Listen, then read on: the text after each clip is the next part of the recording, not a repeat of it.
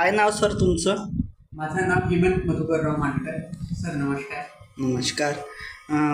आतापर्यंत तुमची जी संस्था आहे कशा प्रकारे तुम्ही चालवतात, काय उद्दिष्ट आहे, काय ध्येय धोरण आहे, आम्हाला कळू शकेल तुमच्या संस्थेची? बिलकुल सर. आपली संस्था ही जी आहे तुळशी कोऑपरेटिव्ह सहकारी पतसंस्था ही आपल्या नागपूरमध्ये ग्रामीणमध्ये एक होतकरू आणि गरजू लोकांसाठी आपण लोकांच्या मागणीवरनं आपण ही संस्थेची स्थापना केलेली आहे. सर सोसायटीच्या स्थापनेचं ध्येय आपलं हेच होतं की होतकरू गोरगरिबांना आणि रंजल्या गांजल्यांना रोजगार मिळावं, त्यांना आर्थिक ज्या परिस्थितीमध्ये ते कमतरता आहे त्यांना कुठेही दारोदारी न भटकता.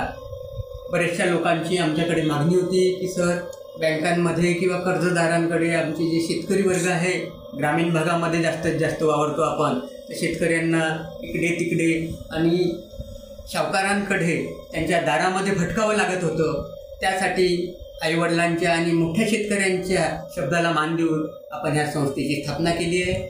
तुळशी सहकारी पतसंस्थेची स्थापना यासाठी की ज्याप्रमाणे तुळशीचे रोपटं घरोघरी आणि पूजनीय आहे, आरोग्यदायक आहे, त्याचनुसार ह्या सोसायटीनी प्रत्येकासाठी गोरगरिबांसाठी सुशिक्षित बेरोजगारांसाठी रोजगार उपलब्ध करून देणे आणि आपल्या जीवनाचं सार्थकीकरण होणे यासाठी आम्ही ही संस्था सगळे डायरेक्टर मिळून आज 2400 सभासद आहे.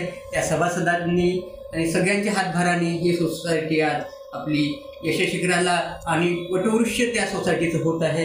हे तुमच्या सगळ्यांच्या सभासदांच्या, ठेवीदारांच्या, भागधारांच्या आणि लोनधारांच्या यांच्या सगळ्यांच्या आशीर्वादाने सोसायटी आज प्रगतीपथावर आहे. हे सर प्रत्येकांचं, गावकऱ्यांचं, विशेष करून तर खरोखर गावकऱ्यांचं, विहीरगाववासियांचं आणि प्रत्येकांचं, आमच्या कर्मचारी बांधवांचं आणि आमच्या प्रतिनिधींचं खरोखर सिंहाचा वाटा आहे. आणि सोसायटीचं ध्येय हे आमचं एकच आहे की जीवन ही चैन्याची वस्तू नसून कर्तव्याची भूमी आहे. प्रत्येकांना आपापलं कर्तव्य पार पाडण्यासाठी आपण या पृथ्वीवर आलेला आहो. या आपण भारत मातेचं हवा, पाणी, अन्न ग्रहण करतो, तर आपल्या जीवनाचं उद्दिष्ट व्हावं हेच आमच्या प्रत्येक संचालक बांधवांचं म्हणणं होतं. त्यासाठी ह्या संस्थेची आपलं निर्मिती आणि स्थापना केलेली आहे. आतापर्यंत किती वर्षाचा कालखंड या संस्थेने पूर्ण केला आहे? या संस्थेचा कालखंड 2006ला सुरुवात झालेली आहे. 2006 पासून आतापर्यंत 14 वर्ष हे पूर्ण झालेले आहे. आणि कोणाचीही कंप्लेंट न होता आज आपण या सोसायटीमार्फत हजारो लोकांना रोजगार देऊन उद्योगधंद्यांसाठी दिलं, शिक्षणासाठी दिलं, आरोग्यांसाठी कोणी जर असे प्रत्येकांना खूप जणांना अडचणी जाणवत होत्या तर ते येऊन आम्हाला म्हणायचे. आम्ही ती जाण आमचे आईवडील या नात्याने पार पडून त्यांनासुद्धा इथून लोन उपलब्ध करून देऊन त्यांच्या गरजा ह्या भागवलेल्या आहे.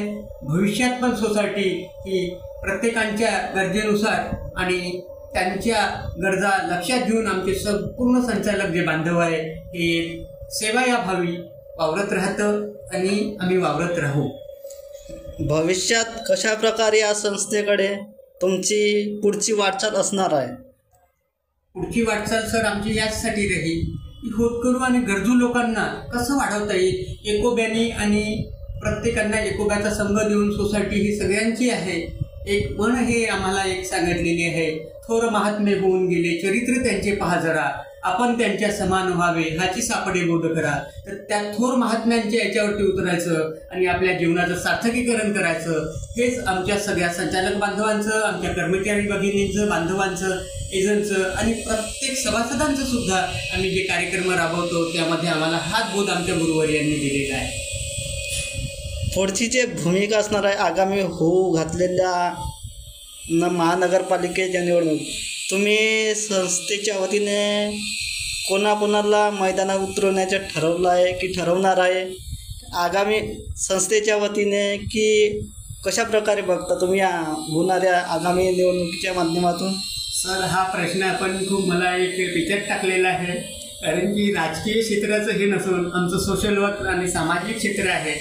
याच्यामध्ये सोसायटीचे अध्यक्ष श्री राजेशजी ढिपे यांच्या नेतृत्वामध्ये यांनी जर कोणाला हे जर पुढाकार त्यांनी सपोर्ट केला तर आम्ही सुनिश्चित एक चांगलं नेतृत्व एक देशाचं आमच्या गावांमध्ये, आमच्या विभागामध्ये, आमच्या जिल्हा परिषदमध्ये घडण्यासाठी आम्ही प्रयत्न करू.